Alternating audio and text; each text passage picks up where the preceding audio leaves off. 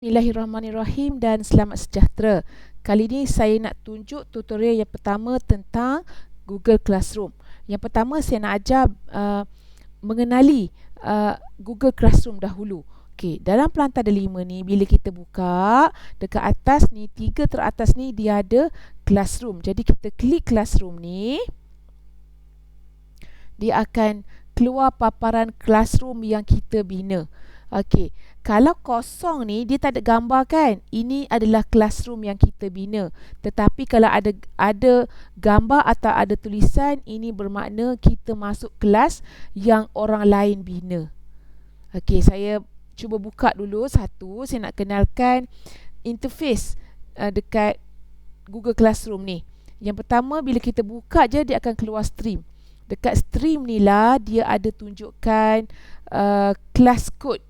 Dekat sini lah kita boleh ambil kelas kod, kita boleh tunjuk pada murid-murid kita kelas kod apa, ataupun kita boleh copy invitation link, kita boleh bagi dekat murid kita.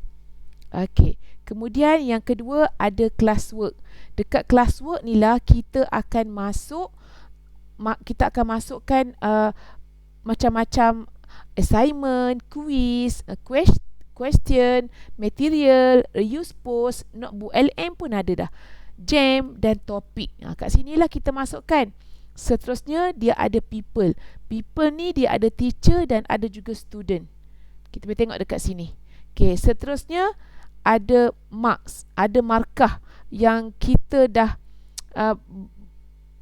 tugasan yang kita assignment yang kita bagi kat murid tu dia akan keluar dekat sini. Jadi kalau kita dah bagi markah, dia akan keluar dekat sinilah. Dan kalau murid tu lambat hantar, dah habis due date dah, jadi dia akan keluar dan late. Okey, last kali adalah interface analitik. Analitik ni analisis assignment, average markah yang murid kita buat. Okey, itu pengenalan yang pertama tentang interface Google Classroom. Harap bermanfaat. Bye bye.